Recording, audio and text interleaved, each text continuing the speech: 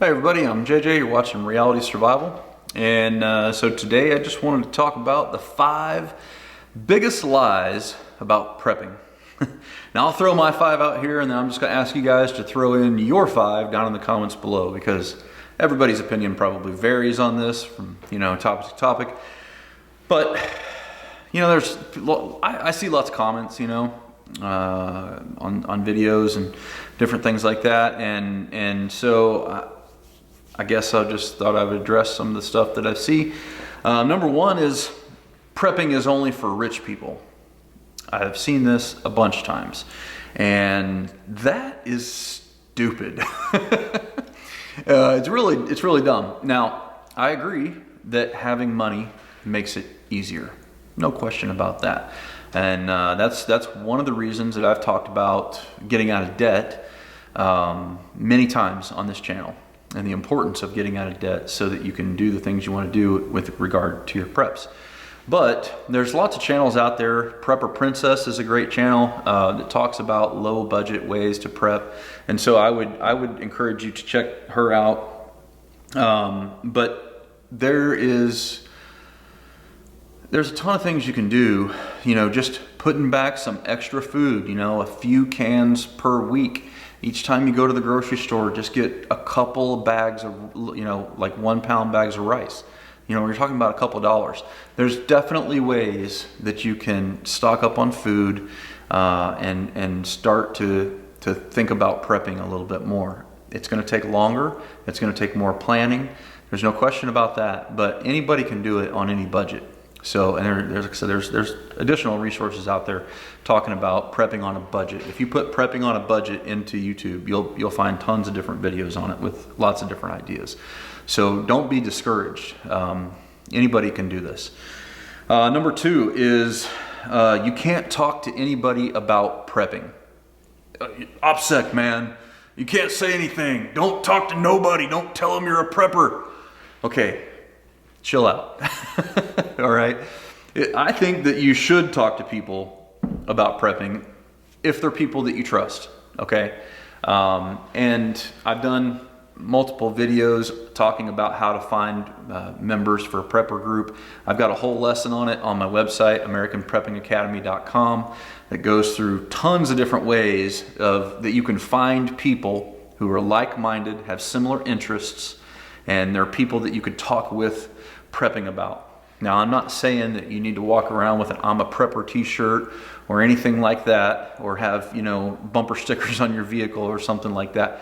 You can still keep a low profile. You can use common sense, but when you find people who you think are also interested in similar things, it makes sense to slowly, in a logical way, to bring those things up. Because you want to find people that are like-minded, that you can work with, that you could incorporate into your plans for different kind of contingencies and different kinds of situations. If you don't ever talk to anybody about prepping, then you're never going to meet anybody else who's a prepper. Okay? So, and then there's always this people, well, if you tell anybody, they're going to show up to your house and they're going to take all your stuff. Okay, well then you have failed in your security planning. All right? Because you should assume that everybody around you is going to show up at your house anyway, and you need to be ready to defend your home regardless of what happens. All right? You always plan for the worst. All right? So this concept of you can't talk to anybody because they're going to show up to your house and take your stuff is stupid. All right? It is stopping you from engaging with people and finding people who have similar interests, because there are a lot of people out there who are thinking about these things and who are trying to learn more about it, and you could be teaching them. And that is one more person that would be on your side that would not be a danger or a threat to you, and who could survive on their own. So it is only smart and it is only logical to try to identify other people and to talk with them about prepping, because you want people around you, especially those people around you, to be more self-sufficient and more self-reliant. But if you don't teach them, nobody will. Okay? You know a lot more about prepping than you think you do, and you need to be the person to try to educate those people around you. Just do it in a smart way. Don't talk about the end of the world. Don't talk about conspiracy theories. Hell, just talk about 2020. That's all you got to do. I mean, it's 2020 is the banner year for prepping, right? I mean, there's all the different crap that's gone on here, gives you a wide variety of topics that you could just casually throw out and be like, man, I sure wish I had stocked up a little bit more toilet paper. You know, did you guys keep any toilet paper extra? Man, I think I might buy a couple cases now that it's back in stock. It seems like a reasonable thing to do. So many easy ways that you can talk to people about prepping and slowly get to the point where you can have more in-depth conversations once you realize you can trust them. If you're not talking to other people, trying to develop friendships and those kinds of things, you're wrong.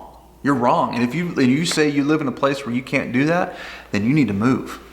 Period. You need to move, okay? I don't know how else to say it other than that, so I'm just going to leave it right there. Number 3 is the most important thing in prepping is security or guns. I just talked about how having a security plan is important, and you do need to plan for it, and it is, but it's not the most important thing. The most important thing is people, and I just talked about that as well.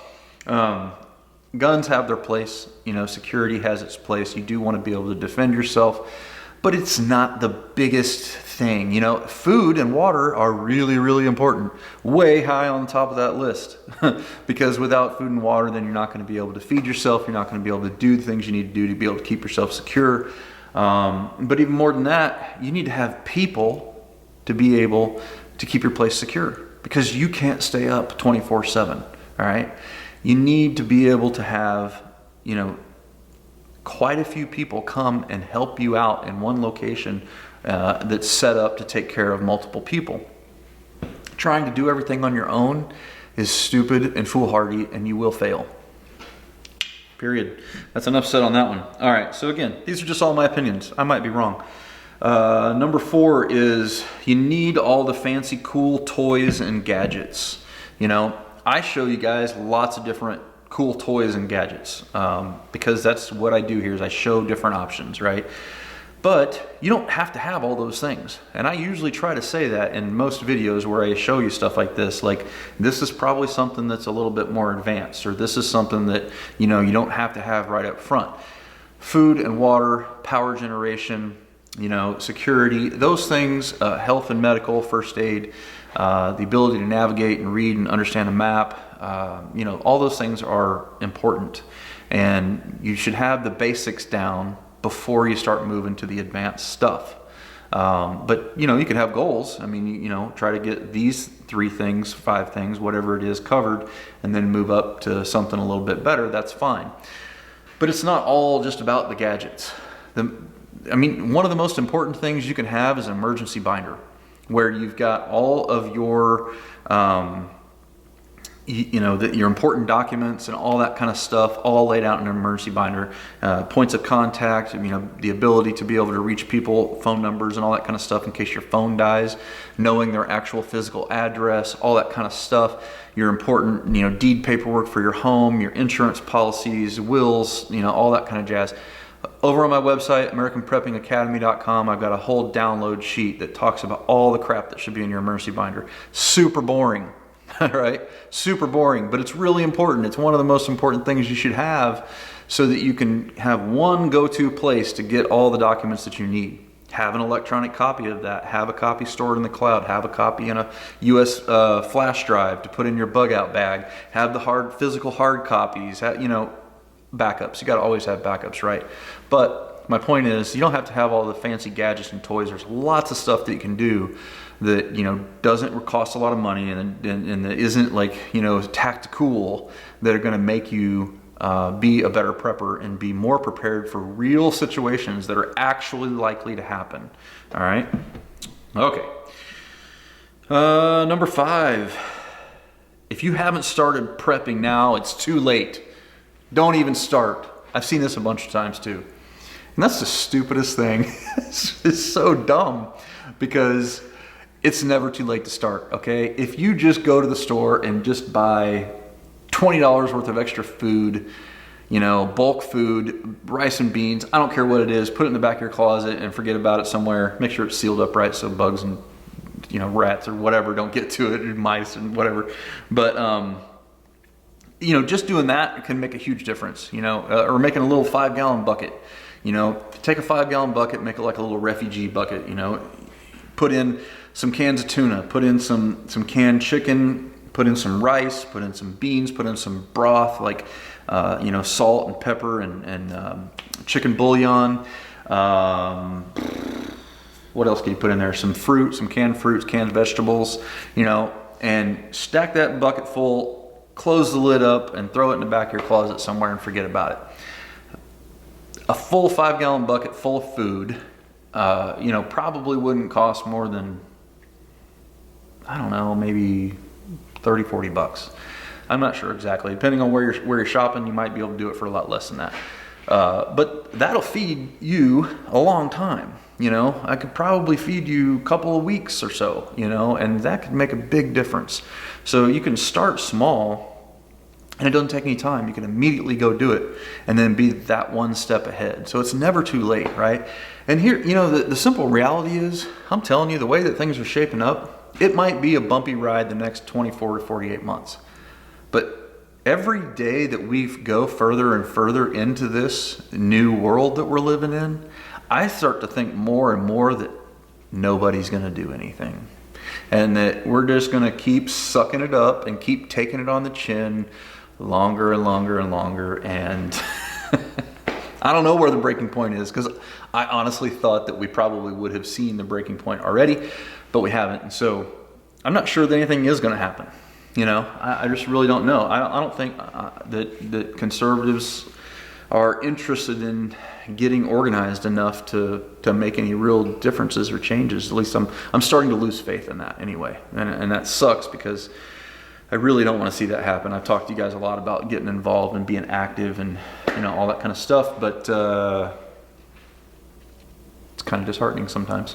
Anyway, that's my top 5. What do you guys think the top 5 biggest lies are about prepping in general? Not preppers, because I'm going to do another video on preppers, but just about prepping in general. So let me know in the comments below. Again, go check out the website, sign up for the email. If you've got a pop-up blocker, make sure you turn that off and sign up for that email list, and then that way I can email you when I put new content out and everything. The website is coming along. I'm getting more and more content all the time. Take a look at it. Let me know any feedback, good or bad. If you got any suggestions, then that would be awesome. So anyway, don't forget to live 6 P's. Proper prior preparation prevents poor performance. Stay safe, guys.